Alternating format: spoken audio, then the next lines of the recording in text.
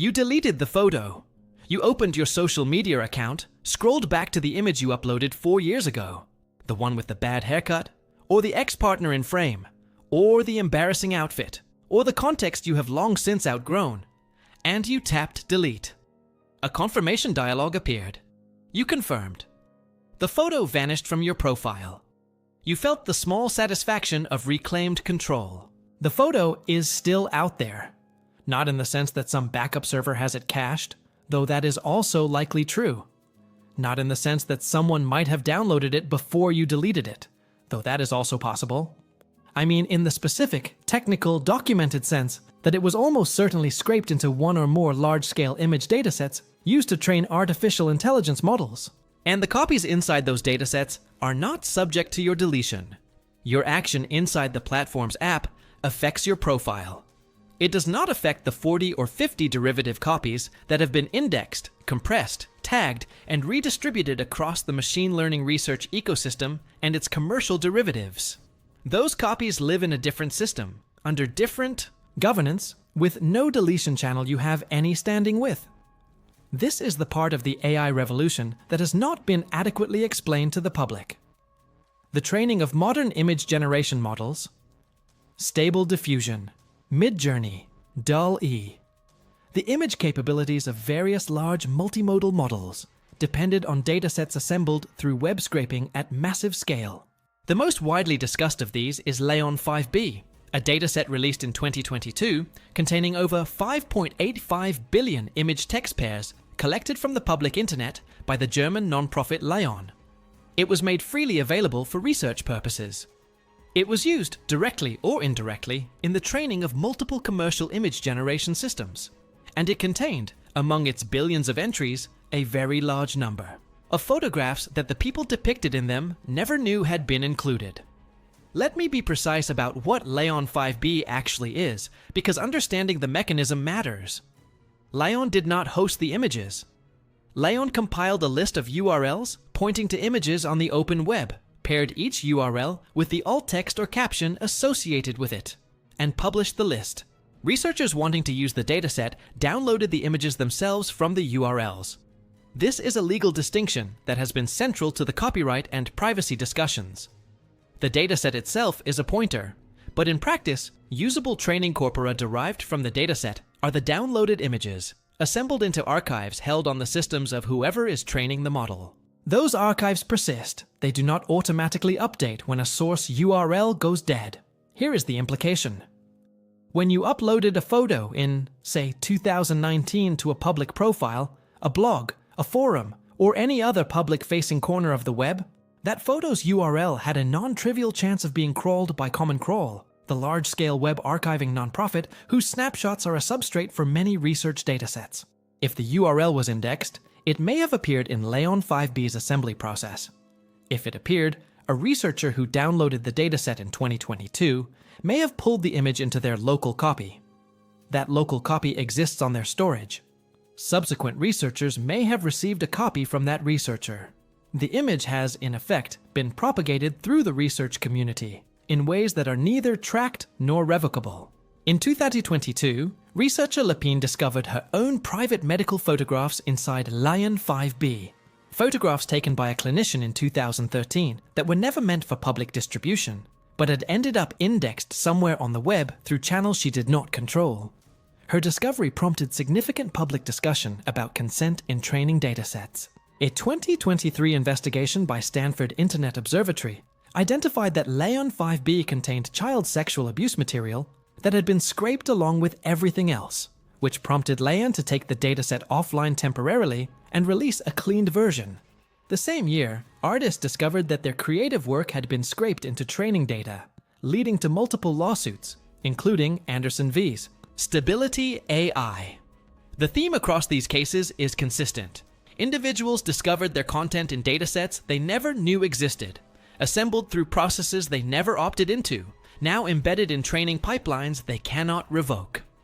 For your deleted photo, the question is twofold. First, was it scraped? The honest answer is, you cannot know with certainty. There is a basic tool called Have I Been Trained, developed by the company Spawning, that lets you search Layan 5B and a handful of other public datasets for images you might have uploaded. It is useful but incomplete. It covers the datasets it covers, not every dataset in existence. If the tool finds your image, you have confirmation. If it does not find your image, you have absence of evidence, not evidence of absence. The second question is, if it was scraped, can it be removed? Partially. Spawning operates an opt-out registry called Do Not Train that companies' training models can choose to respect. Some companies respect it, some do not. The opt-out is prospective. It signals to future training runs to exclude the image. It does nothing to models that have already been trained. This brings us to the harder technical point. Even if every dataset operator deleted your image from their archives tomorrow, the models already trained on those datasets would retain whatever they learned from the image. Machine learning is a process of extracting statistical patterns from training data and encoding those patterns into model weights. And when a single image contributes a tiny gradient update to the weights during training, that contribution is not retrievable or subtractable. The model, once trained, does not have a directory of its training data it can consult and remove entries from. The training data is diffused across the weights in a way that cannot be inverted. Research has shown that this diffusion is not always perfect.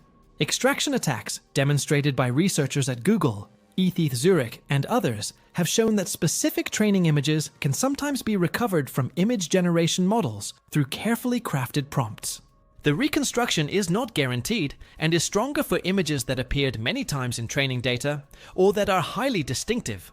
But the fact that it is possible at all indicates that the model's memorization of training data is not entirely abstract.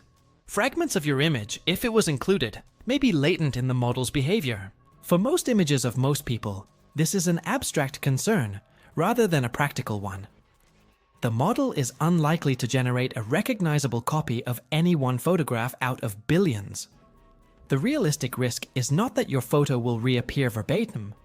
The realistic risk is what happens in the aggregate. Image generation models trained on datasets containing your face, across different angles, lighting conditions, and time periods, develop the capacity to generate novel images that resemble you. Combined with a small amount of targeted training, a technique called fine-tuning, which can be done with as few as 10 to 20 images of a specific person, the model can produce synthetic images that are confusable with photographs of you.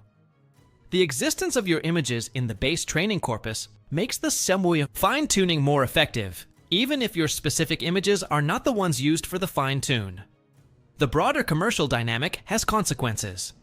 Several AI companies have been sued by individuals, artists, stock photography companies, and media organizations over training on copyrighted or personal material. The New York Times versus OpenAI, Getty Images vs. Stability AI. Multiple artist class actions against Stability AI, Midjourney, and DeviantArt. The outcomes of these cases are still unfolding as of 2026. They will shape what training is legally permissible going forward. They will not, in most cases, result in models being untrained. The models already exist. The harm, if a court finds harm, will be compensated through damages or licensing, not through unrecovering data from model weights. For images specifically, some legal tools are emerging. The European Union's GDPR contains a right to erasure that, in principle, extends to personal data used in model training.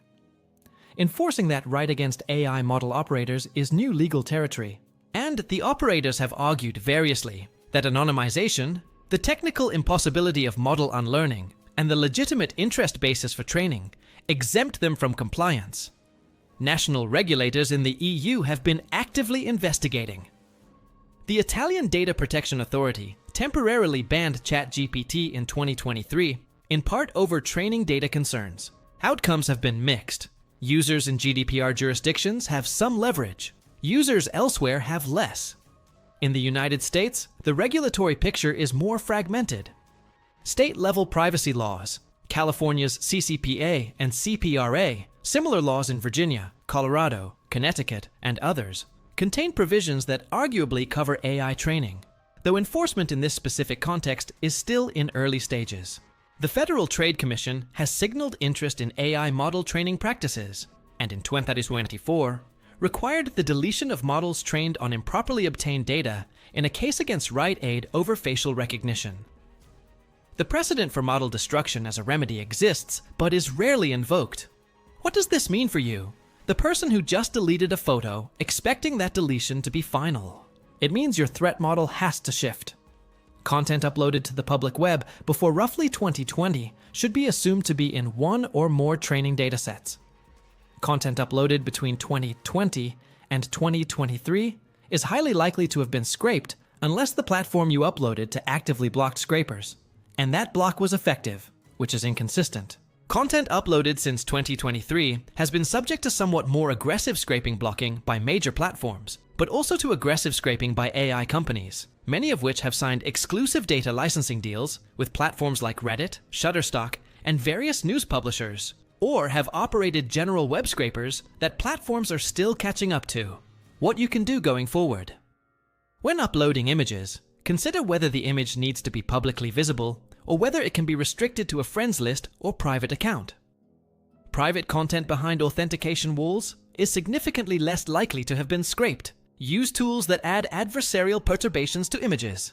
Glaze and Nightshade, developed at the University of Chicago, which subtly modify image pixels in ways that interfere with AI training while remaining visually imperceptible to humans. These are imperfect and not universally effective, but they raise the cost of training on your images.